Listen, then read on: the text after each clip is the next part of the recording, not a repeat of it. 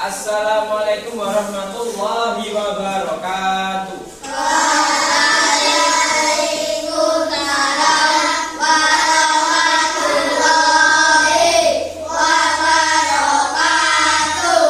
Waalaikumsalam warahmatullahi wabarakatuh. Bagaimana kabar hari ini? Baik. Alhamdulillah semuanya baik dan semuanya masuk. Depan kita akan ada ujian. Tolong untuk materi ini nanti disimak. Ini nanti adalah materi yang nanti Pak Yono buat pas ujian nanti ada teguran. Jadi nanti di pelajaran IPAS selain kita membahas tentang makhluk bertulang belakang atau data dan informasi data, kita nanti juga membahas tentang sumber energi itu apa, bentuknya apa saja, pemanfaatannya apa saja. Jadi ini nanti mungkin sudah semuanya masuk ya. Sebelum kita mulai pembelajaran, kita berdoa dulu Al-Fatihah satu kali. Semoga apa yang kita lakukan hari ini nanti bermanfaat dan dipermudah oleh Yang Maha Kuasa. Oleh karena itu, untuk memulai pembelajaran kita berdoa dulu. Berdoa mulai. Bismillahirrahmanirrahim. Alhamdulillahi Rabbil Alamin. Ar-Rahmanir-Rahim. Maliki Yaumiddin. Iyyaka na'budu wa iyyaka nasta'in. Ihdinas siratal mustaqim. Siratal ladzina an'amta 'alaihim ghairil maghdubi 'alaihim waladdallin. Amin. Di minggu kemarin kita telah belajar apa itu maksud dari energi dan bagaimana nanti pemanfaatannya. Di materi ini nanti kita akan belajar tentang energi yang ada di sekitar kita dan bagaimana cara pemanfaatannya, mulai dari pemanfaatan sampah serta bentuk-bentuk energi kira-kira apa saja. Kemarin kita sudah mempelajarinya. Kemarin energi ada dua, energi terbarukan dan energi non terbarukan. Energi terbarukan kemarin adalah energi yang dapat diperbarui atau dapat dipakai secara terus-menerus, serta energi tidak terbarukan adalah sumber energi yang tidak dapat dipakai seterusnya atau ada jeda waktunya yang dulu. Di lain sisi, energi tak terbarukan adalah energi yang mempunyai cadangan terbatas. Jadi nanti tolong diperhatikan, mungkin ini nanti agak sulit sedikit, tapi gak usah khawatir, nyantai saja.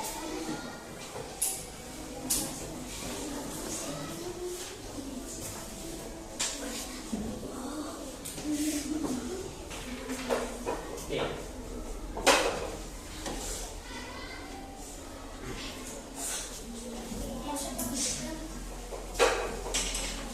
Nah, kita mengingat lagi.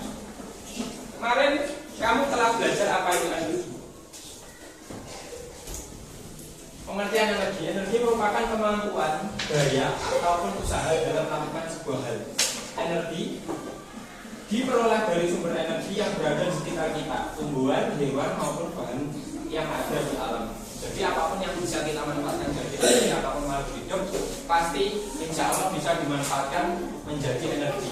Walaupun toh itu adalah kotoran hewan ataupun sisa-sisa dari makhluk hidup, itu bisa dimanfaatkan menjadi energi. Bahkan kotoran kita pun sebelumnya juga bisa dimanfaatkan menjadi energi.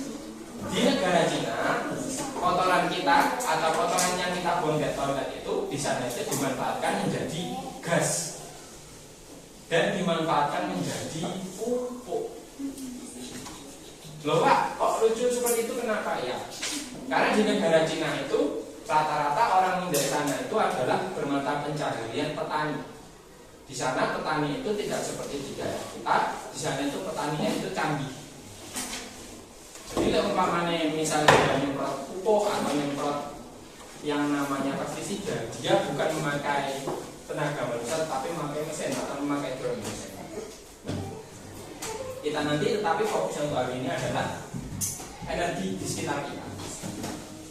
Nah, Agar kalian tidak bingung, silakan coba kalian buka LKS kalian IPAS.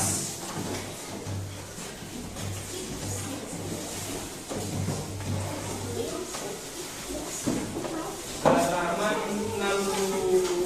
65.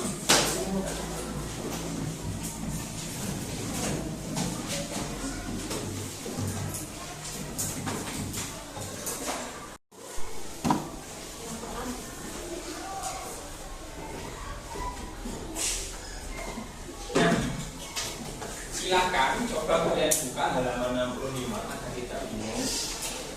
Materi kita hari ini masih energi. Halaman 65. 65.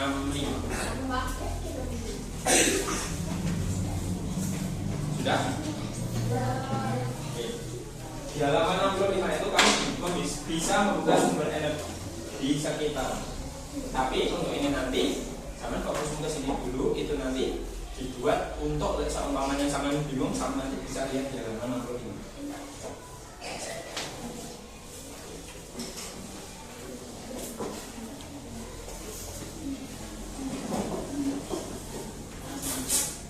Kemudian ada pengertian apa itu sumber energi.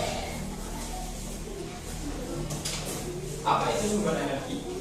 Sumber energi merupakan sumber atau asal suatu energi berasal. Jadi sumber energi umumnya dapat berupa makanan, bahan tambang ataupun sisa-sisa dari makhluk hidup yang dapat dimanfaatkan sebagai energi. Nah, di sini Pak Yono punya dua gambar. Yang gambar atas adalah gambar batu bara. Yang gambar bawah adalah gambar minyak bumi.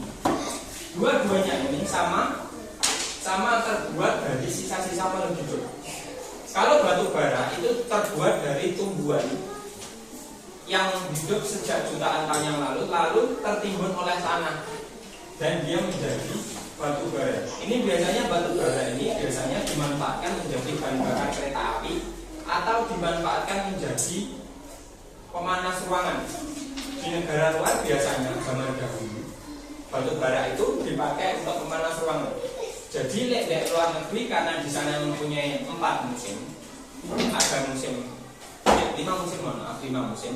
Musim hujan, musim kemarau, musim panas, musim dingin, sama musim semi. Ada 5. Nah, akhirnya dia memanfaatkan yang namanya batu bara untuk pemanas ruangan. Dimanasi ruangannya supaya ruangannya tidak beku atau tidak kedingin. Terus yang kedua ada gambar minyak bumi. Ini gambar minyak bumi mentah yang belum disuling. Minyak bumi mentah yang belum disuling itu berasal dari sisa-sisa makhluk hidup jutaan tahun lalu yang tertimbun di dalam tanah. Jadi adanya itu biasanya di lepas pantai. Kok bisa? Kenapa Pak? Karena kebanyakan hewan di laut itu lebih banyak populasinya daripada di darat. Di lain sisi, bumi itu rata-rata dipenuhi oleh lautan. Jadi lebih banyak lautannya daripada pulaunya. Makanya makhluk-makhluk yang mati itu tertimbun di dalam laut dan dia menjadi yang namanya minyak bumi. Oke, kita lanjut.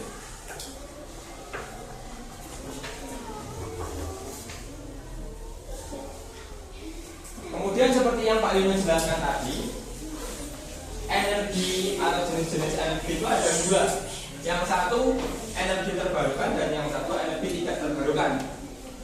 Energi terbarukan merupakan sumber energi yang dapat diadakan kembali atau dapat digunakan berulang kali dengan tempo waktu atau jeda waktu yang sebentar. Jadi kalau seumpamanya mau kita gunakan berkali-kali pun tidak masalah. Yang penting sumbernya masih ada. Contohnya air, angin, sama cahaya matahari. Itu bisa kita temui di kehidupan kita sehari-hari. Kita bisa menemuinya dimanapun dan sumbernya tidak terbatas. Kemudian ada energi tidak terbarukan, seperti yang awal tadi Pak Ilmu jelaskan. Energi tidak terbarukan itu adalah energi yang membutuhkan waktu lama untuk dipakai kembali. Jadi seperti itu. Sebelum Pak Iwan lanjut, apakah ada pertanyaan? Oke, Pak lanjut dulu.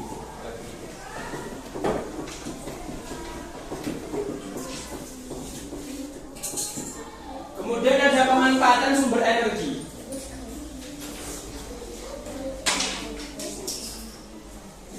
Di pemanfaatan sumber energi ini kalian bisa melihat 3 gambar. Yang satu gambar baterai AC, yang satu gambar panel surya, yang satu gambar baling-baling. Dari sini Pak Yono mau tanya kira-kira persamaannya apa?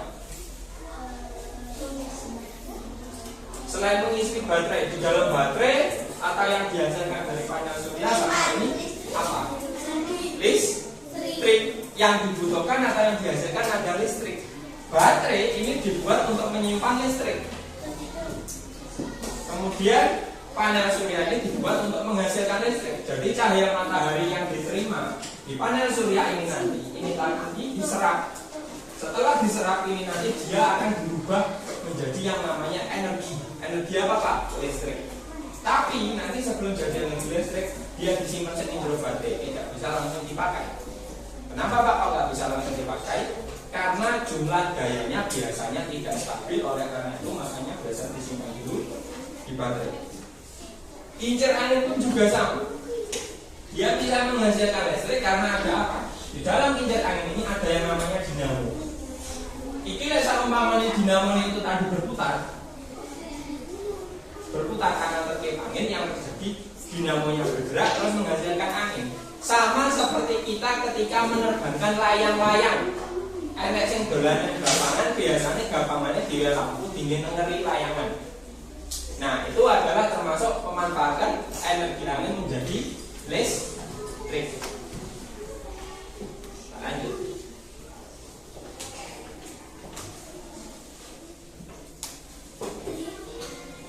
Nah, agar tidak tegang, setelah ini kita melakukan ice breaking. Ice breakingnya apa Pak? Ice breakingnya undak lutut kaki, sama seperti yang kita lakukan. Nah, silakan zaman kami sudah bangun kami dulu kita belajar. Silakan keluar dari bangunnya, cari tempat yang nyaman. Siap? Siap. 1, 2, 3. Dilihat dulu siapa.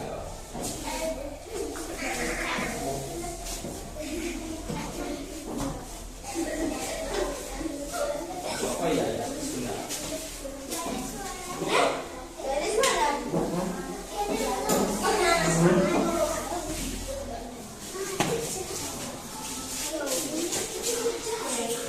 Sebentar Reza, silakan keluar dulu dari bangunnya.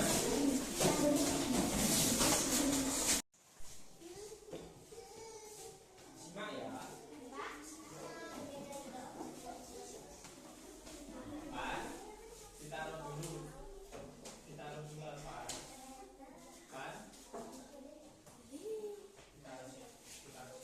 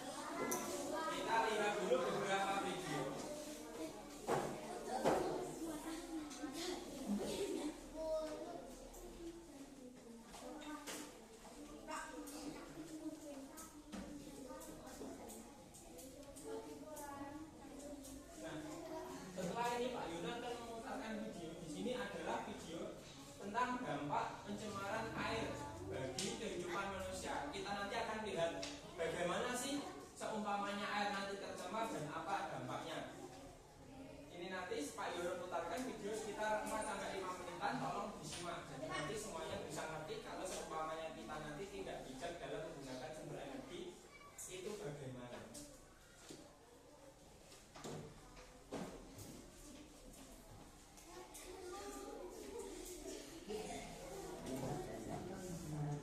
Perlu diwaspadai. Penyebab dan dampak pencemaran air merupakan materi kelas 7 SMP. Pencemaran air bukan hanya terjadi di Indonesia saja, melainkan masalah seluruh dunia.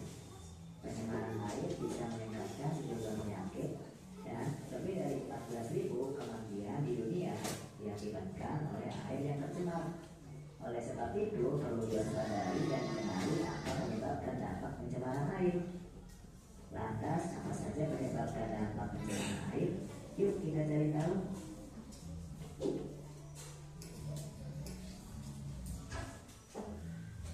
Penyebab pencemaran air. Secara umum, pencemaran air ialah kondisi saat air terkontaminasi oleh zat-zat berbahaya dan bisa menurunkan kualitas air, kids. Secara umum, pencemaran air bisa terjadi ketika pengelolaan sampah hingga limbah kurang baik. Umumnya banyak sampah dan limbah melalui sungai hingga laut sehingga mencemari air. Dampak pencemaran air. Ketika sudah terjadi pencemaran air, maka perlu berhati-hati karena berpengaruh terhadap kehidupan makhluk hidup. Ini karena air memiliki zat berbahaya yang bisa membahayakan makhluk hidup. Ketika kualitas air buruk akan memicu turunnya jumlah oksigen dan nutrisi yang penting untuk makhluk hidup. Selain itu, suhu air yang berubah bisa menjadi ancaman terhadap hewan hingga tumbuhan yang sensitif ketika terjadi perubahan. Untuk manusia sendiri, pencemaran air bisa berdampak seperti banjir, erupsi, kekurangan sumber air. Selain itu, pencemaran air bisa memicu tanah longsor, merugikan nelayan, petani, karena sudah dijadikan hingga masyarakat yang berada di dekat sungai atau laut, kids. Nah, itu penyebab dan dampak pencemaran air yang perlu diwaspadai. Sekarang kita lihat gangguan kesehatan akibat polusi udara. Polusi udara bisa berbahaya untuk kesehatan dan mempengaruhi sistem pernapasan, kids. Saat ini banyak kota ataupun negara mengalami polusi udara yang tinggi. Ada banyak faktor yang mempengaruhi polusi udara dan ada beberapa dampaknya. Berdasarkan nationalgeographic.co.id di Inggris, ada peringatan berkaitan kondisi kesehatan darurat. Peringatan ini dicetuskan karena adanya peningkatan jumlah hingga ratusan anak dan orang dewasa menderita serangan jantung, stroke, atau asma. Hal ini terjadi karena terpapar polusi udara setiap harinya. Dengan polusi udara yang semakin parah, berdampak pada kesehatan anak-anak, kids, karena anak-anak akan mengalami pertumbuhan paru-paru yang terhambat. Lalu, polusi udara juga berkaitan dengan kanker paru-paru. Hal tersebut ditemukan oleh para peneliti di 9 kota yang ada di Inggris. Selain itu, ada penelitian yang menemukan jika terpapar polusi udara tinggi akan menyebabkan serangan jantung, stroke, dan asma. Hal tersebut terbukti karena peneliti menemukan orang terkena serangan jantung hingga 124 orang. Menurut sebuah studi, polusi udara yang tinggi menyebabkan penambahan jumlah orang terkena serangan jantung hingga 124 orang. Selain itu, ada juga 231 kasus stroke dan 193 anak dan orang dewasa dirawat di rumah sakit karena asma yang akut. Penelitian tersebut dilakukan oleh King's College London. Para peneliti menyoroti dampak karena polusi udara tinggi terhadap kesehatan. Karena dari data sebelumnya, polusi udara berdampak hingga 36.000 kematian setiap tahunnya. Oleh karena itu, para peneliti menyebut adanya darurat iklim serta perlu mengurangi emisi gas rumah kaca sendiri. Sampai di sini dulu ya videonya. Jangan lupa like, komen, subscribe, dan share ke teman-teman lainnya ya, Sweet. Bye-bye. Nah, setelah ini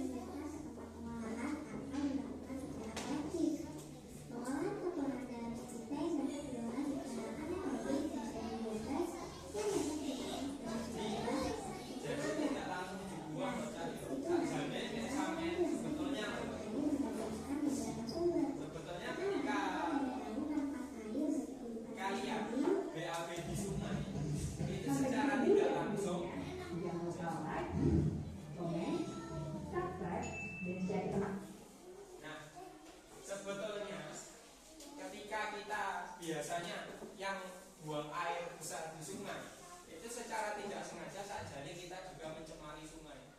Sungai itu kita berikan bakteri melalui apa? Melalui kotoran kita.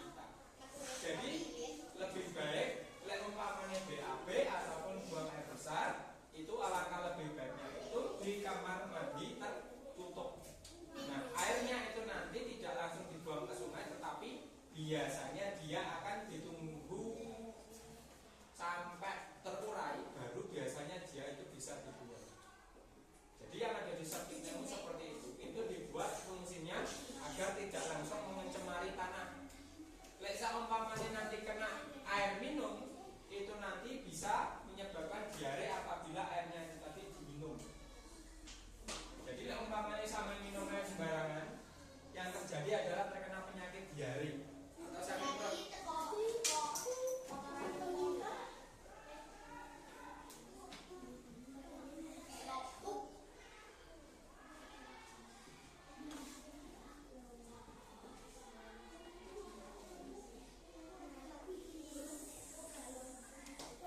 Nah, di sini kamu bisa melihat ada ikan mati.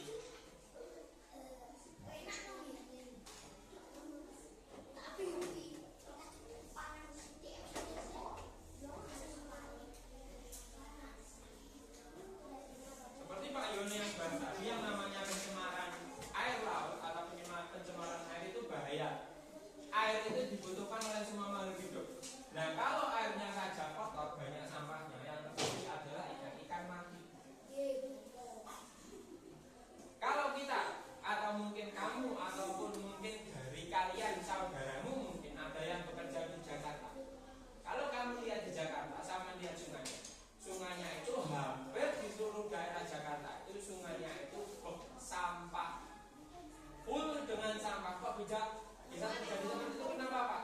Cak, semakin banyak populasi manusia, semakin banyak orang di seluruh dunia, semakin banyak orang di suatu pulau, maka tempat tinggalnya pun yang dibutuhkan juga banyak. Nah, kalau orangnya semakin banyak, pertanyaannya sampahnya ngolahnya gimana? Kalau sampahnya hanya dibuang ke sungai, yang terjadi adalah sampahnya tercemar. Kalau kamu lihat biasanya di daerah Jakarta, itu sungainya itu adalah sungai berair keruh. Sing dalamnya itu kamu bisa menemukan sepeda, TV, kulkas bahkan. Dicemplungin yang kalah itu. HP mungkin, tapi ikan yang mampu hidup hanya satu ikan, yaitu ikan cakar lumut.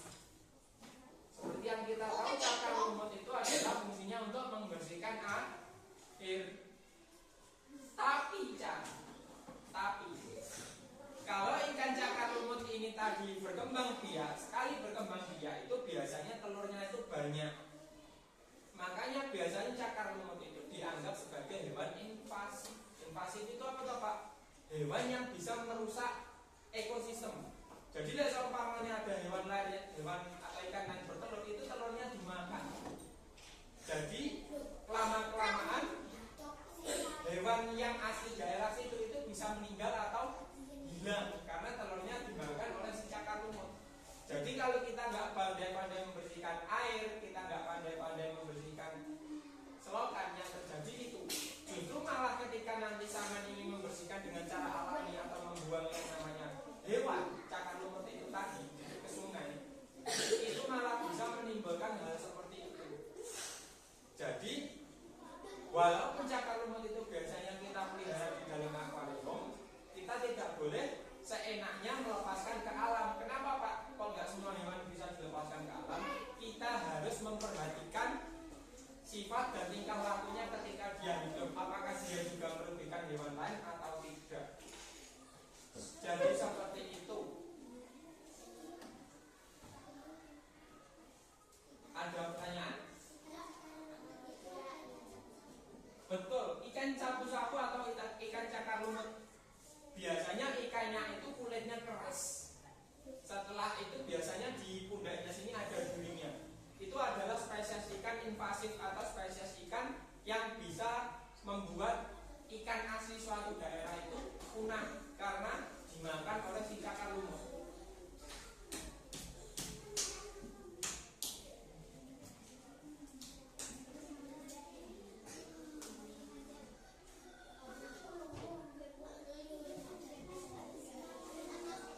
kita lanjut ke PowerPoint tadi.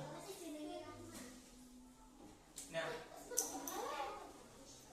seperti yang Pak Yono jelaskan tadi, ada yang namanya dampak penggunaan energi bagi lingkungan, Cak. Kita juga harus berpikir serta bertanggung jawab terhadap lingkungan. Tanpa ada rasa tanggung jawab dari manusia, maka lingkungan dapat rusak dengan cepat. Seiring dengan bertambahnya populasi manusia, maka sumber energi serta makanan dan tempat tinggal semakin terbatas. Maka kita harus memperhatikan hal tersebut. Di sini kamu bisa melihat ini adalah gambar asap. Asap yang keluar dari kendaraan bermotor dan pabrik itu menyebabkan apa, Cak? Polusi. Betul. Dia akan menyebabkan polusi. Di lain sisi, mati karena apa? Menghirup asap beracun. Terus di sini kamu bisa lihat, ini adalah beberapa gambar dari kesalahan manusia, di mana manusia tidak sengaja melakukan suatu bencana. Apa, Pak? Ini dan ini adalah gambar dari kota Chernobyl yang ada di Rusia, di mana mereka menggunakan bahan bakar nuklir yang dimanfaatkan untuk pembangkit listrik tenaga nuklir. Nuklir itu bisa dimanfaatkan menjadi listrik, tetapi dengan cara dan pengawasan yang tinggi sekali. Kalau nggak seperti itu, dia akan seperti ini, Cak. Pak, kenapa Pak rumahnya atau tempatnya ditinggalkan seperti itu saja, tidak dibersihkan? Kenapa? Karena kalau sampean tahu yang namanya nuklir itu adalah bahan bakar yang beracun, tetapi ketika bisa kita manfaatkan, itu bisa bertahan lama. Nuklir yang sudah meledak itu nanti biasanya di kota atau di sekitaran daerah itu tadi ada yang namanya radiasi. Kalau ada makhluk hidup ataupun orang yang tinggal di situ,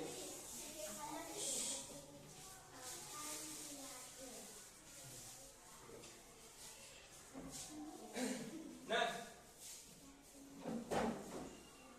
kembali ke yang tadi, kalau di daerahnya itu tadi ada yang namanya radiasinya, makhluk hidup yang ditinggal di situ otomatis dia akan meninggal. Kenapa, Pak?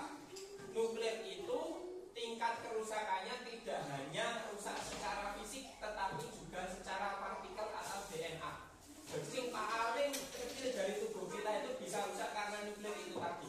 Makanya kalau sampean tahu di daerah-daerah seperti kota Chernobyl ini tadi, itu dia meledak pada tahun 1998. Itu sekitar 100 tahun ke depan atau 200 tahun ke depan itu tidak bisa ditempati. Kenapa, Pak? Harus nunggu radiasinya hilang dulu baru bisa ditempati. Lek nggak gitu, orang yang masuk ke situ biasanya kalau gejala ringan dia akan merasakan pusing, Cak. Mumet, keluar daerah itu mumet, keluar dari daerahnya dia nggak ngapa-ngapain, tapi kalau masuk dia pusing. Kenapa? Ada radiasi. Walaupun dia pakai oksigen, kalau daerahnya itu tadi ada radiasinya sama. Jadi kita harus memperhatikan kondisi lingkungan. Setelah ini Pak Yono masih ada satu video lagi sekitar 14 menit, kita tonton bersama-sama. Setelah itu nanti kita tugas.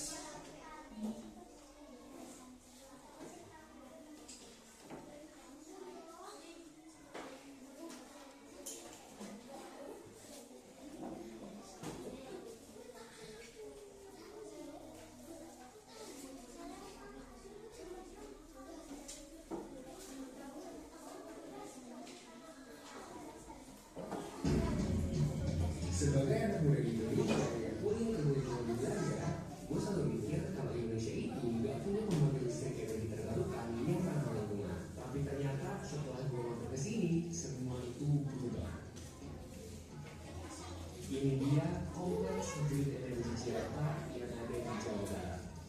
Kalau kalian penasaran, yuk ikutin keseruan Owen Explore energi ramah lingkungan di kompleks green energy Jakarta. Owen itu bukan pemain sepak bola lah ya. Kok sama kira sepak bola.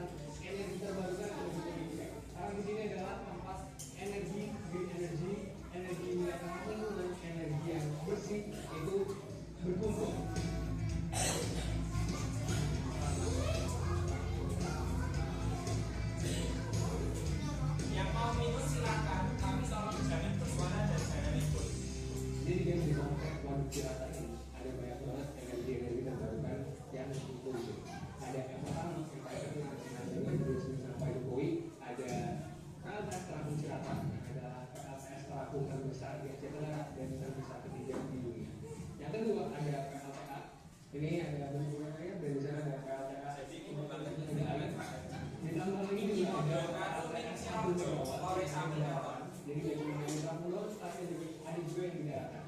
Dan yang terakhir ada hutan yaitu hutan. Ya tanaman-tanaman yang bisa dipakai buat pembakaran dan menjadi hasil energi buat menggantikan itu. Keren banget. Ini semuanya di kompleks dan ini salah satu kompleks dengan green energy terbesar di Indonesia, guys. So kita bakal lihat dan keliling-keliling di sini.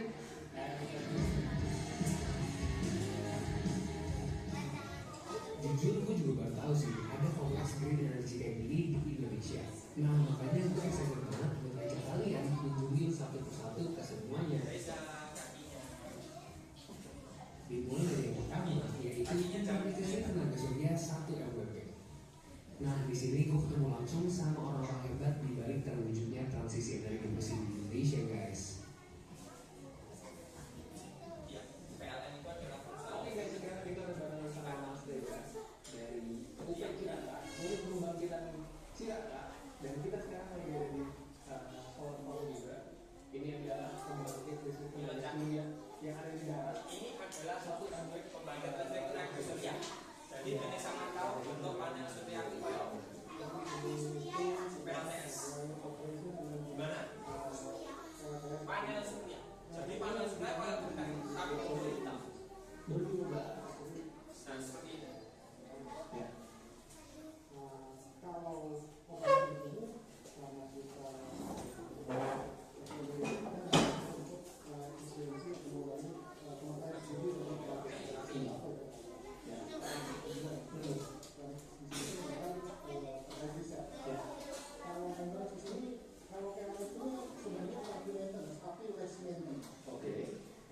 kita untuk meningkatkan efisiensi atau mempertahankan efisiensi dari ini kita hanya memperhatikan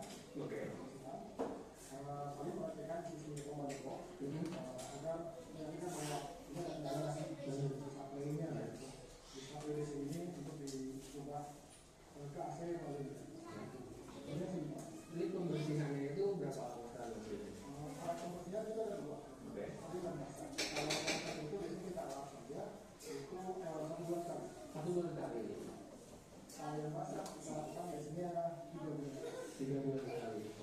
Dan itu untuk maintain biar hasilnya dalam ada dengan cepat dan oke. Jadi mungkin cerita sedikit. Pembangkit listrik tenaga surya terapung yang terbesar di Indonesia di Asia Tenggara itu AMD dan sebelum dibentuk ini yang pionir dulu tempat ini soal farm ini yang pionir mereka diperbincang karena mungkin ada pembangkit tenaga surya terapung itu kalau misalkan nggak ada ini karena mereka ini tim dari Mas Reza dan teman-teman di sini itu bikin komunitas lingkungan apa namanya Sijan apa Cirata Green Energy. Terus mereka riset tentang soal farm ini tentang LTS juga semuanya mereka riset. Akhirnya mereka bikin ini dan hasilnya oke, kajian-kajian semua dapat. Mereka dipercayakan untuk membangun yang PLTS Cirata yang terbesar di Indonesia di Asia Tenggara tempat tidak terbesar di dunia. Jadi ternyata solar panel ini paling efisien itu pemisahan atasnya panas. Kalau misalkan matahari banyak tapi dinginnya rendah. Dan kalau misalkan sih dengan mereka menjaga suhunya rendah dengan ada tanaman di bawah. Tapi matahari sebanyak ada. Tapi lebih lain dengan terasa itu di bawahnya air, ini lebih ada lagi tidak suhu tinggi. Kalau ini efisiennya sudah berapa tadi? Sekitar 14%. Kalau misalnya di terapung Cirata itu di terapung itu sekitar 26%. Jadinya kayak 2 kali lah kurang lebih. Terima kasih banyak. Nanti kita akan muter-muter untuk soal. Dan selanjutnya adalah pembangkit listrik tenaga surya terapung Cirata yang adalah terbesar di Asia Tenggara dan terbesar juga di dunia. Karena pembangkit listrik ini spesial banget, jadi bikin video khusus guys. Cek dan nonton di video ya guys. Selanjutnya yang ketiga yang gak kalah hebat, Owen bakal ngajak kalian buat ikut ke pembangkit listrik tenaga air bawah tanah terbesar di Indonesia. Kiraan ada biasanya di bawahnya bendungan banyak terowongan. Untuk apa Pak? Untuk melihat nanti kinerja dari dinamo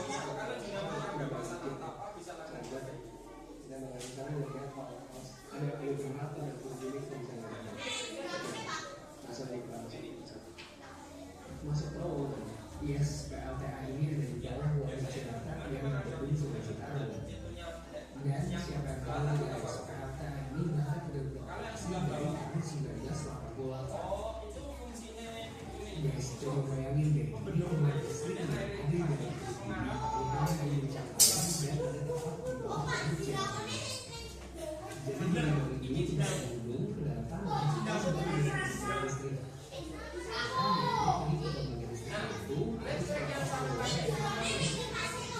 Ya ada kipasnya, makanya dibendung tiga gedungan bayinya dileknya itu bagian itu kayak stasiun. Pak suaranya kayak ngomong bayinya sing ngalir nek iso ada pintunya.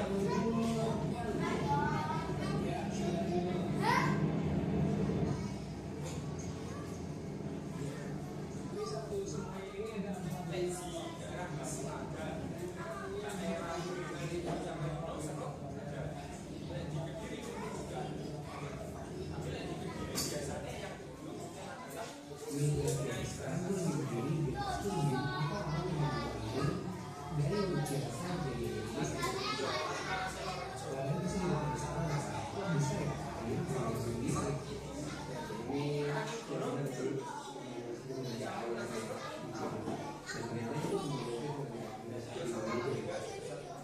ini dari tahun 1988 ini betul dan presiden ini cara kurang lebihnya ya sistemnya itu seperti itu.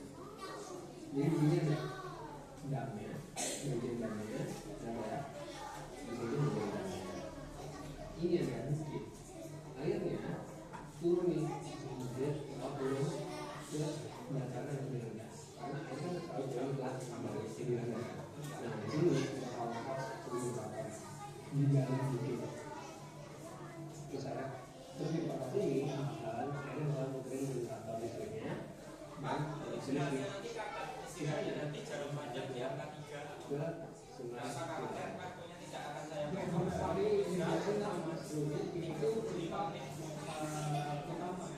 ya. Jadi air langsung sini Mas. nah mereka kipasnya ini ada di sini Di meter. kipasnya di jero nah ya apa Pak bening Oke. bening berubah nih air kan gerak ya hasilkan listrik nah ini jadi di sini dinamanya setiap unit punya nama sendiri namanya adalah nama insinyurnya insinyur dari Kediri Ciracas. Oke, Ipon. Oh, ininya ya yang baling-balingnya keluar. Ini karatan dia Pak. Nah, karatan itu nanti biasanya ada namanya maintenance atau biasanya pas mati listrik itu ada beberapa proses.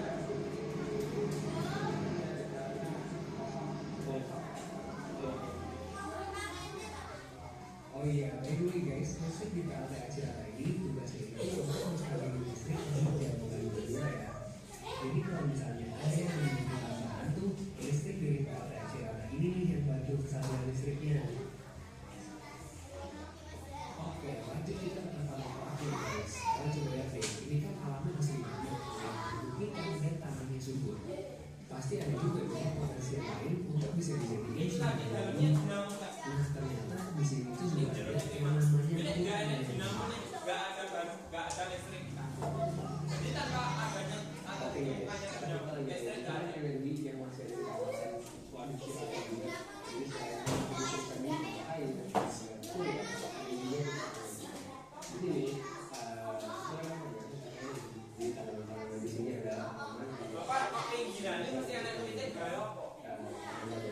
Untuk menyimpan air atau untuk menanggulangi itu tadi gilanya juga tak mikro legal mono sumber airnya bisa habis. Untuk memperbaiki negara ini guys, jadi nggak seluruhnya dipakai negara. Ya, itu nah. Rame sih. Dua tanaman. Namanya tanaman kalian kan, lihat deh.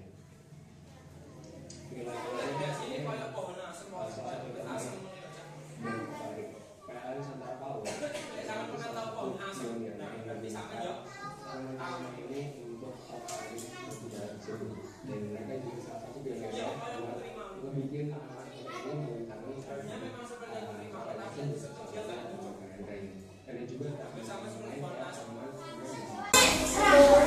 Siapa yang rambut biasanya tinggi? Dulunya bisa dipakai di dalam tanaman. Tapi dicari yang nggak ada durinya. Jadi ini katanya sekitar 15 kali dipanen, keluar dipotong, terus ya kayak tumbuh sih. Jadi kita tanam sesuatu, misalnya jagung yang kita ajarnya, tapi kalau yang dipanen adalah semua pohon-pohonnya, kayu-kayunya dijadiin soda, dijadiin bucin, terus dijadiin pembakaran buat bikin listrik. Gitu, 15 kali dipanen.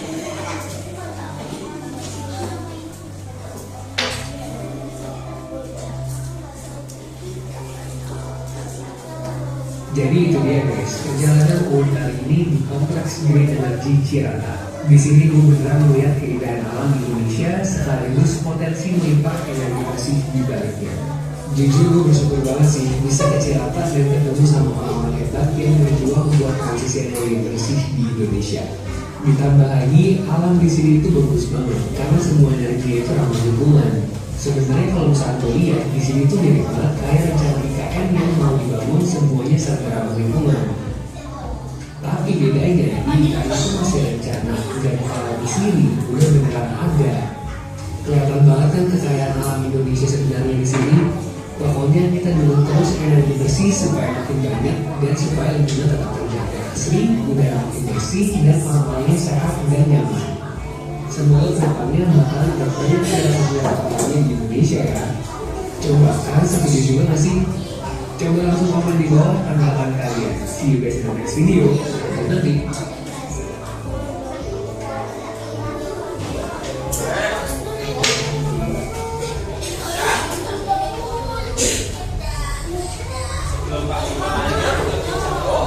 Ada karya yang ingin ditanyakan untuk penjelasan lagi?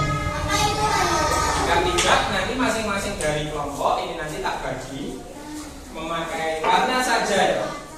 Kelompok biru, merah, kelompok hitam, kelompok putih, kelompok pink.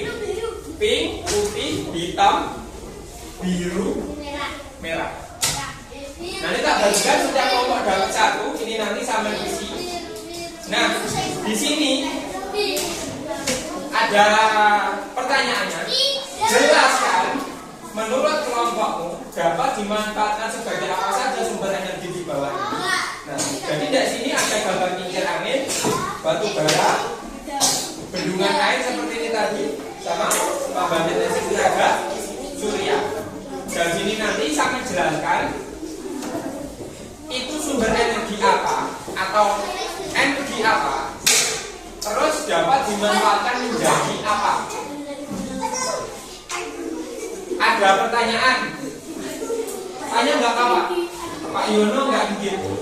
Ada pertanyaan? Jika tidak, saya bagikan ya. Dikerjakan satu kelompok, udah satu kelompok, satunya kelompok. Lalu kerjanya sama isi dari situ. Ini kan ada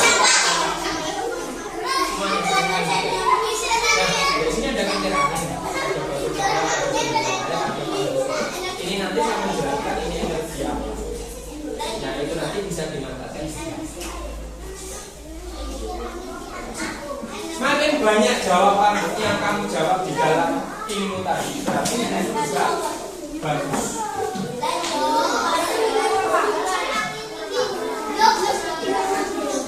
Ya, berarti tenaga.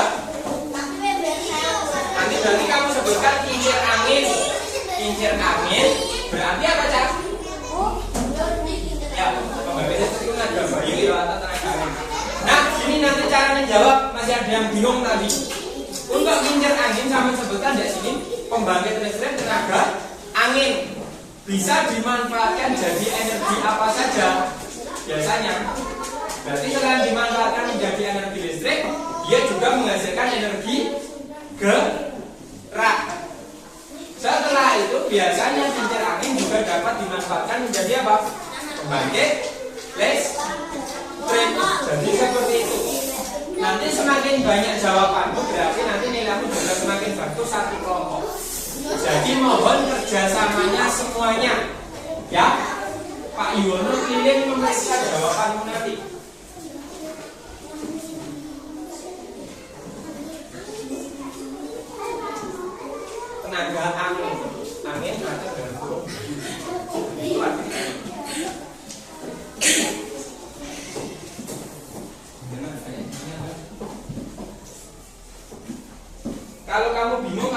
lihat di halaman 65 tadi sebagai petunjuknya. Petunjuk ada di halaman 65. Nah, materi ini besok yang saya mengerjakan hari ini itu adalah latihan materi itu besok ketika saat ujian besok soalnya juga ada dari situ. Pembantu teknik apa saja dapat dimanfaatkan jadi apa seperti itu. Jadi ini seperti simulasi. Ini seperti ini.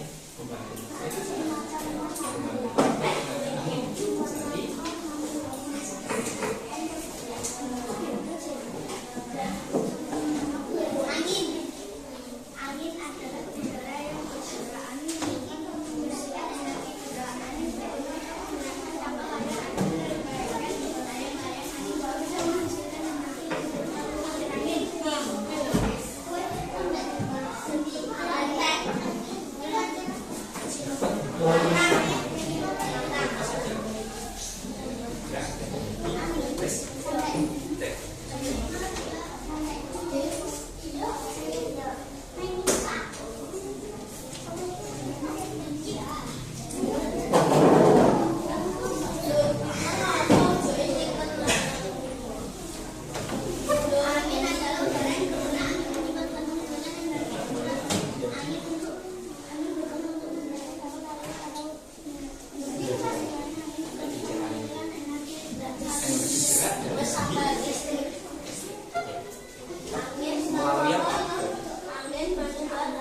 melalui dalamnya kincir angin ada apa nih?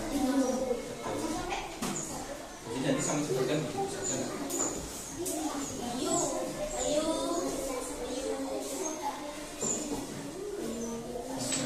Gini, saya jelaskan gini. Sebentar. Ini kita jelaskan. Naga angin. Angin. Kita menghasilkan apa? Yes. Baik, ya. Keras. Seperti itu. Jadi, atau kami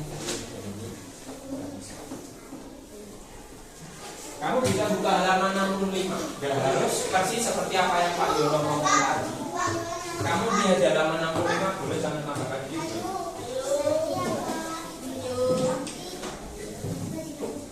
Apakah dibaca? Nanti iya, lek baca di bangkunya masing-masing saja per kelompok Pak Yono kirim. Tidak sama pun. Iya. Energi gerak itu selalu memakai dinamo. Nah, gini. Coba tak bukakan beberapa energi sama pemanfaatannya. Gambar tapi ya, berupa gambar. Ini nanti akan membantu kalian dalam mengerjakan.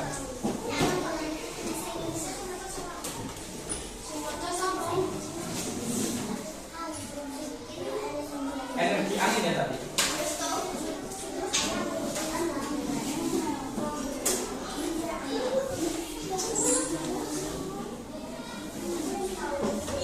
Nah, seperti ini juga. Kalau di luar negeri, kincir angin dulu itu dibuat untuk menggiling gandum. Jadi nanti kamu bisa menyebutkan di situ berarti kincir angin digunakan juga untuk menggiling gandum. Pak, apakah boleh? Boleh. Nah, ini biasanya adanya di Belanda. Nah, ini dalamnya kincir angin ini Cah. Ini misore kene iki nek kayune Cah. Nah, jero nek kayune kuwi mang digiling. Giling apa, Pak? Gandum.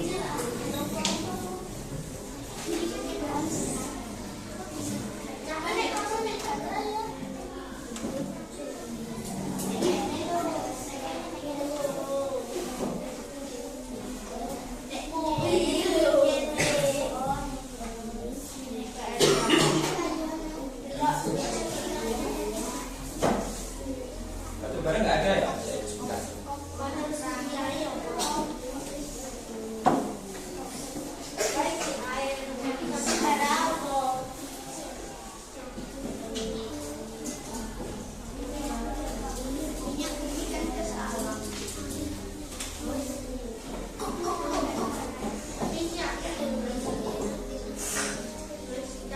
Pak,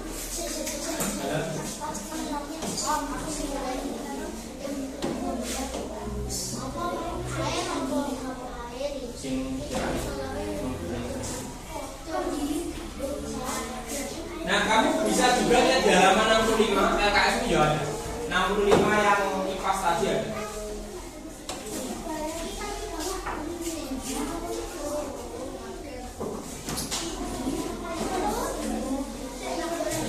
Gimana?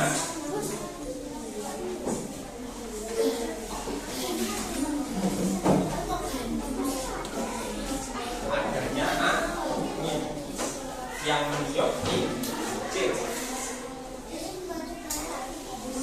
Kalau untuk batu bara, selain tak gunakan batu bara, memanfaatkan batu bara itu sesuai.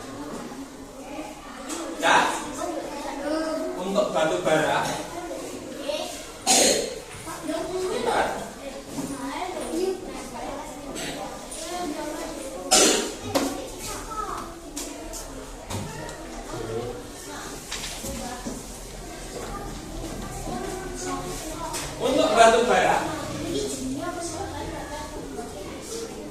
untuk batu bara, di sini kamu bisa lihat bisa dimanfaatkan menjadi pembangkit listrik, bahan bakar industri sama bahan baku industri. Tapi kita ambil salah satu saja, yang ini saja. Sama tulis di situ tak dikti itu nanti tak bantu. Sama tulis bahan bakar pembangkit listrik. Tak dikti. Soalnya di buku itu tadi juga kurang lengkap. Nanti sisanya silakan kamu kerjakan sendiri manut LKS ini berapa. Sudah, nomor 2 sama lihat dulu yang batu bara tak dikte. Batu bara dapat dimanfaatkan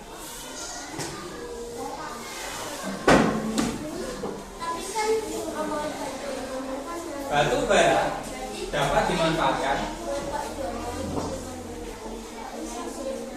sudah menjadi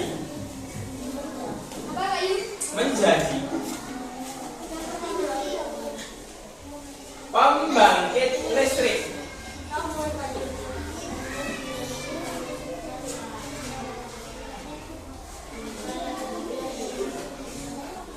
Dengan cara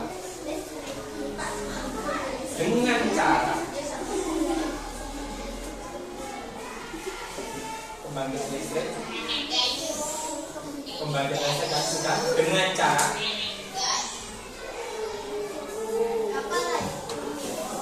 dibakar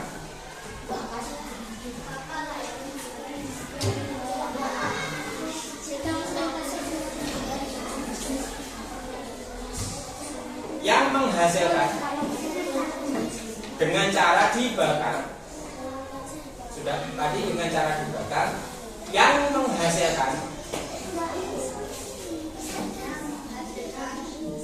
Sudah yang menghasilkan energi uap.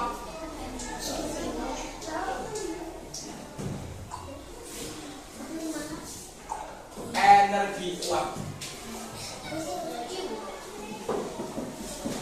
serta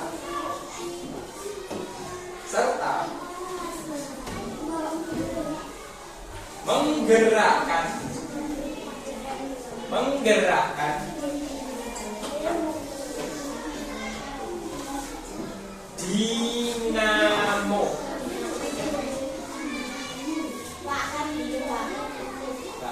Aku nanti ke sini. Yang menggerakkan dinamo. Udah? Nah, untuk yang selanjutnya silakan kamu kerjakan dengan kelompok. Jadi,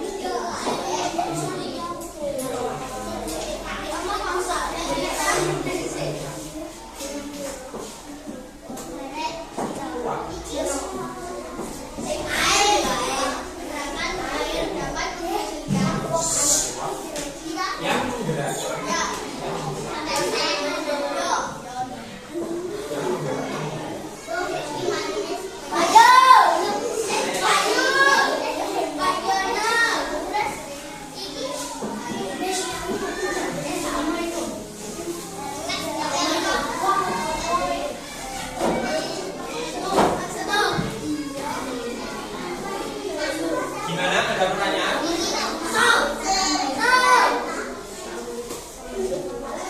Gimana?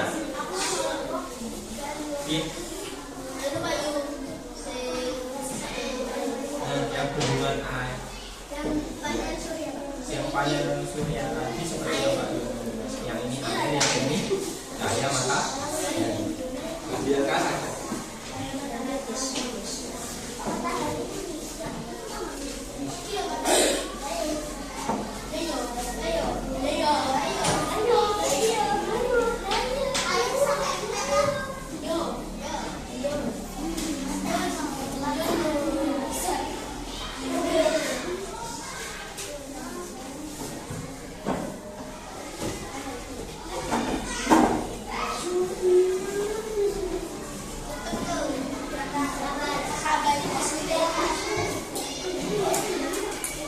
Sudah?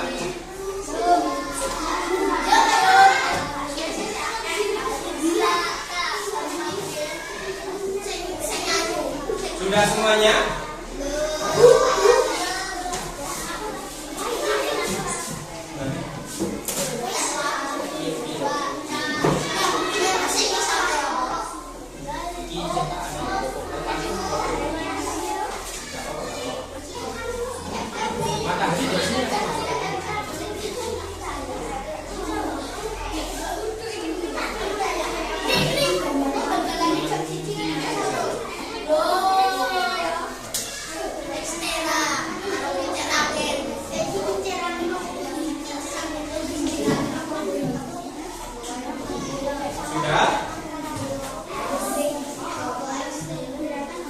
Nanti jika sudah Pak Yuwono Pak Yuwono panggilin setiap kelompok. Nanti setiap kelompok dirolu menjawab salah satu ini.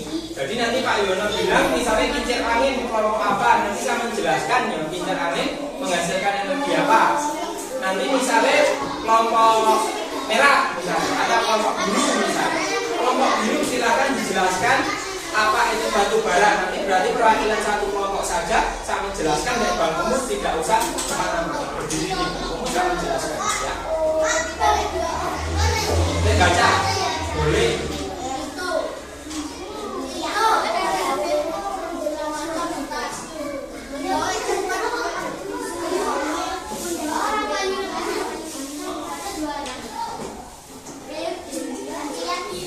Sudah?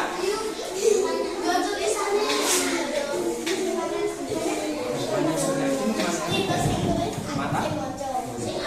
Jadi panel surya adalah sumber energi yang memanfaatkan cahaya matahari serta menghasilkan listrik. Jadi panel surya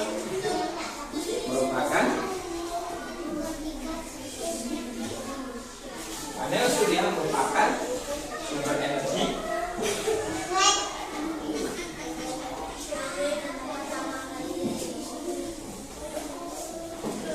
kenapa Ilham?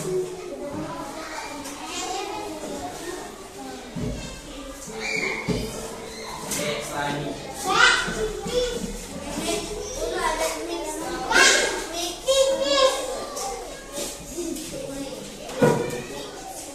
sudah menghasilkan memanfaatkan matahari.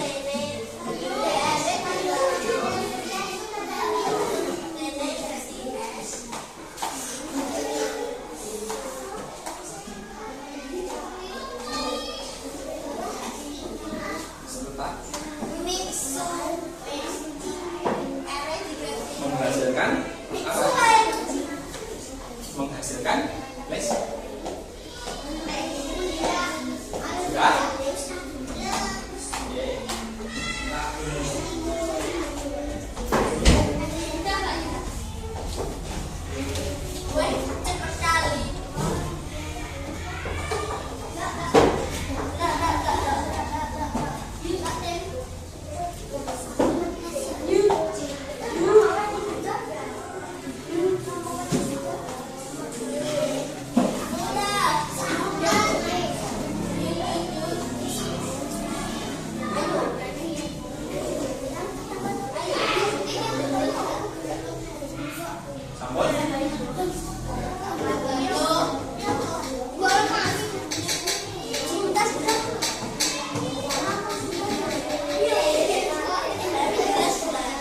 Setelah ini masih ada beberapa sedikit materi.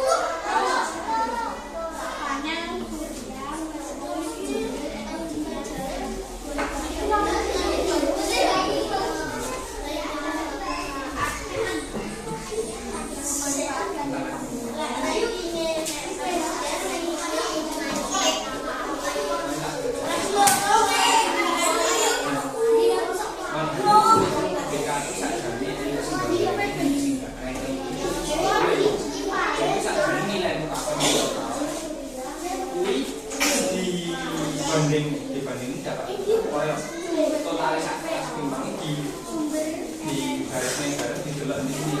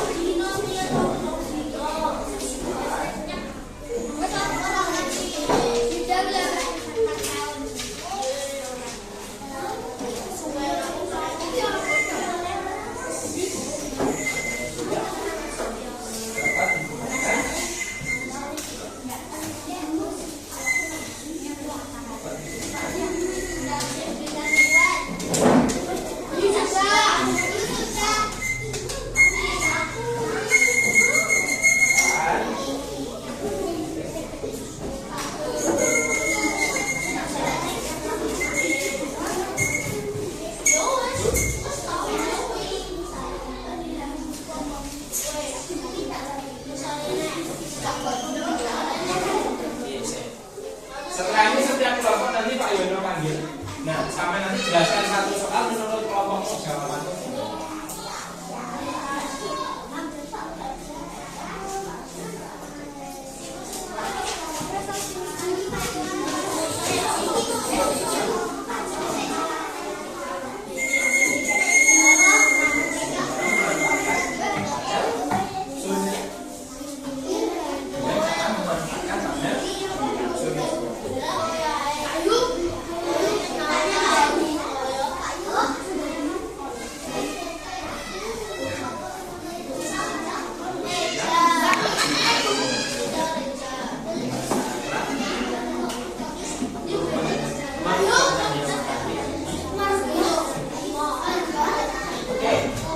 Bawa sih, nanti Pak Yono tanya untuk setiap kelompok. Ya.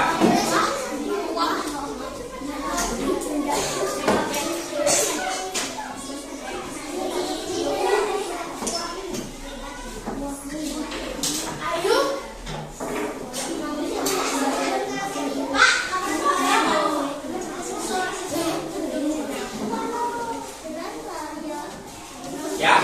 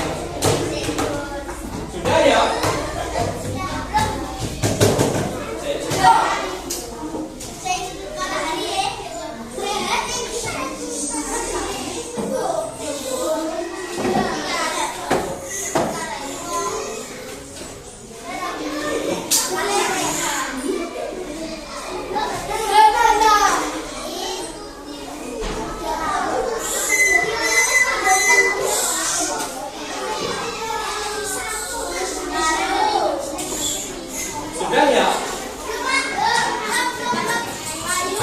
Nanti dibaca. Siap?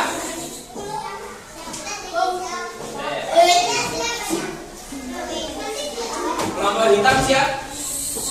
Oke. Kelompok merah? Biru? Kurang berapa? Oke, siap.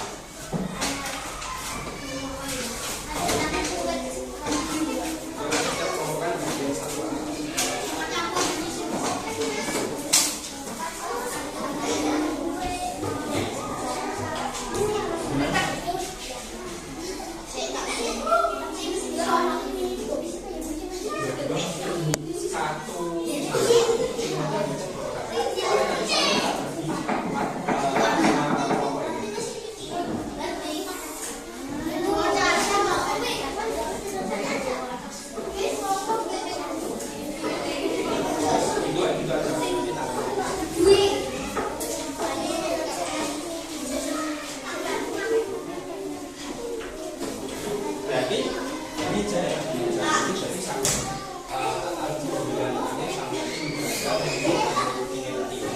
nanti yang nanti saya enak ngomong itu nyimpen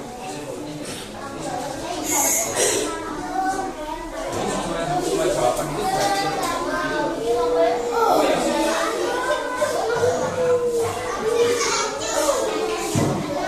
siap.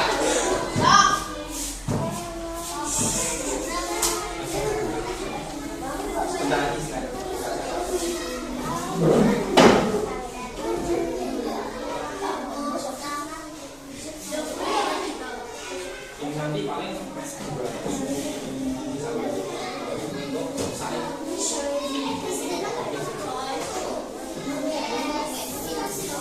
sudah?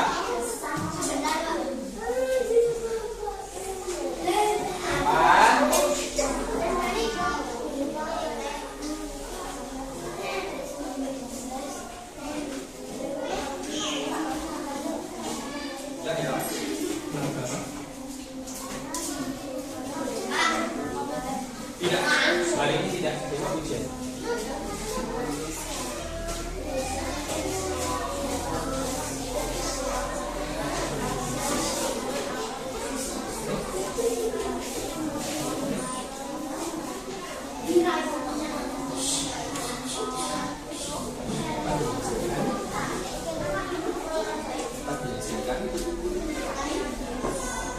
Melalui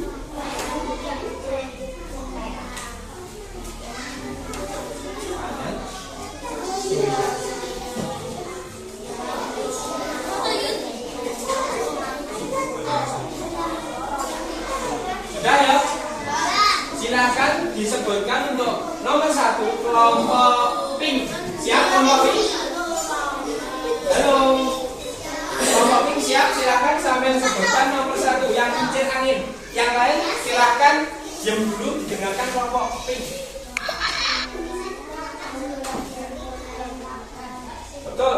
Kincir angin bisa digunakan untuk menggiling gandum. Oke. Betul berarti ya. Kelompok 2 batu bara, berarti kelompok merah. Siap batu bara? Sambil baca dari bangunnya sampai aja. 1, 2, 3. Agak keras sing banter.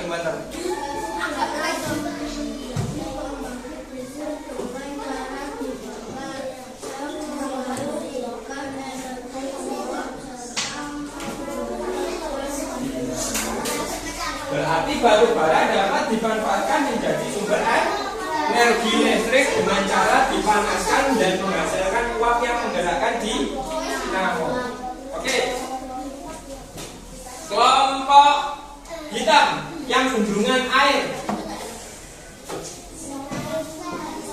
Sama sebutkan. 2 orang nggak apa-apa, 2 orang nggak apa-apa. 2 orang aja, siap. Nggak sama. Oke, kita baca bersama-sama. Gerak air dapat menghasilkan energi yang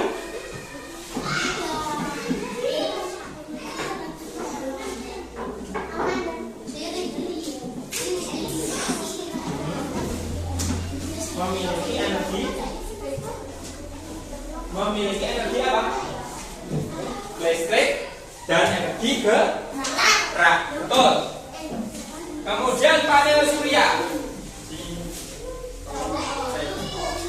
Ini tadi sudah belum ya? Kelompok biru, silahkan disebutkan apa itu panel surya dan bagaimana tadi penjelasannya.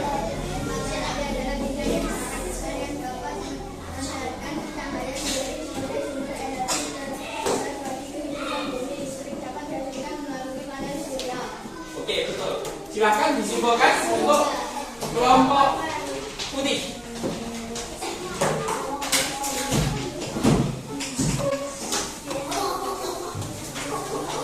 Satu, dua.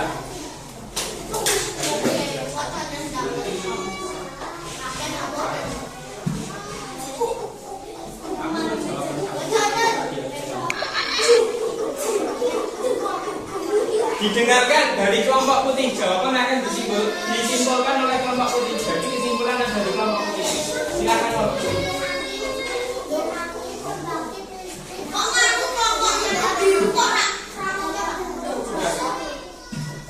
Lanjut.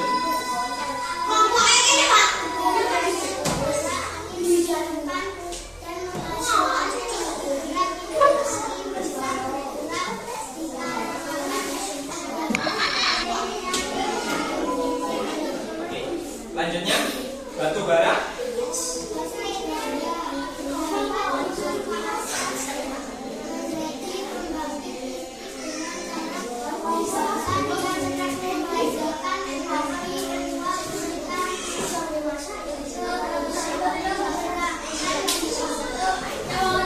Oke, lanjut.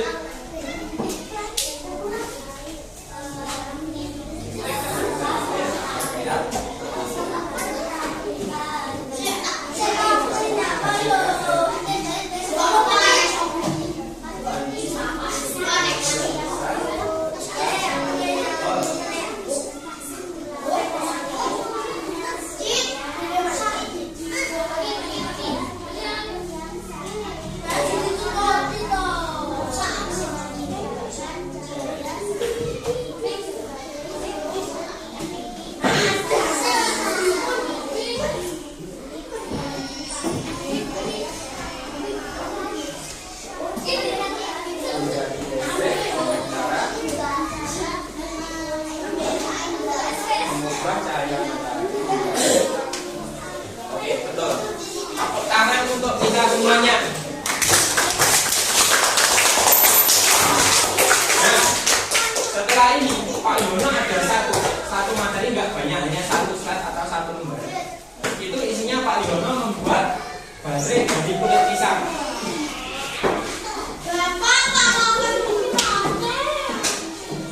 Kurang satu.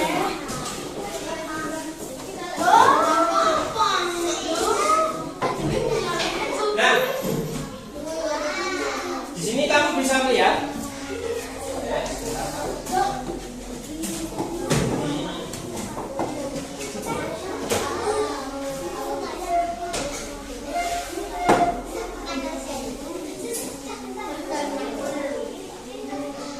ada beberapa cara Pak Yono membuat baterai kemarin, baterai dari kulit pisang.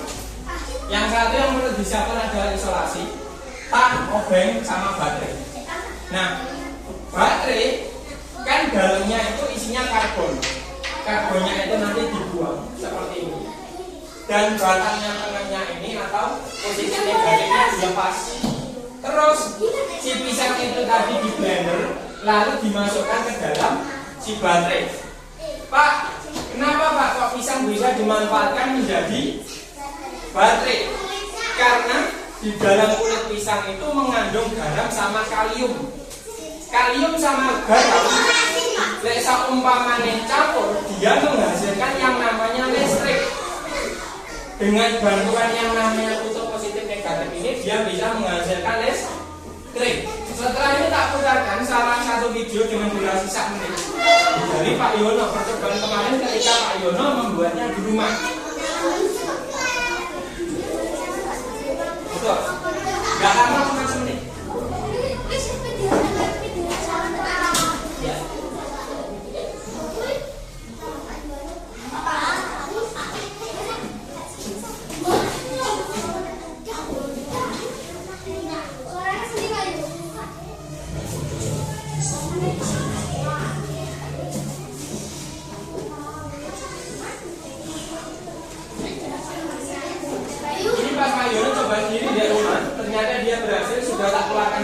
isi baterai itu tadi, dan dia memang menghasilkan tegangan tinggi ini gerak. Gimana? Belum.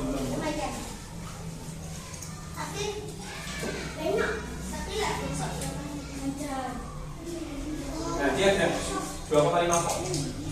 Pak, kok kenapa baterainya kok nggak nggak dimanfaatkan ke jam atau ke yang lain, kenapa? Karena usia pemakaian baterai dari baterai pisang itu cuma 3 harian, 3 atau 4 harian. Lempar ini baterai jam, lebih dari itu listriknya habis. Kenapa Pak? Karena kandungan air di dalamnya itu tadi hilang. Walaupun diisi air putih, dia nggak akan menghasilkan listrik sama sekali. Dia nggak gerak sama sekali, itu tadi. Berarti bohong. Iya. Dari sini ada pertanyaan? Jika tidak ada pertanyaan, diisi jus pisang gimana Pak? Apakah buah pisang bisa juga? Kalau untuk buah pisang itu walaupun kandungannya juga ada kalium sama garamnya, dia itu tidak sebesar di kulitnya. Sudah ya? Oke. Baik. Sekian dari pembelajaran Pak Yono. Kita simpulkan dulu, kita simpulkan. Kita hari ini telah belajar yang namanya pemanfaatan energi. Kita telah belajar apa itu sumber energi di sekitar kita. Nah, sebelum pelajaran Pak Yono tutup, adakah pertanyaan? Jika tidak ada pertanyaan, itu tadi dikumpulkan dulu. Setelah ini istirahat.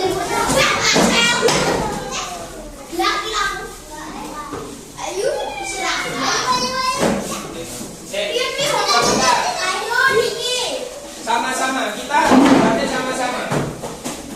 Kita doa penutup. Jangan ditutup. Doa penutup dulu.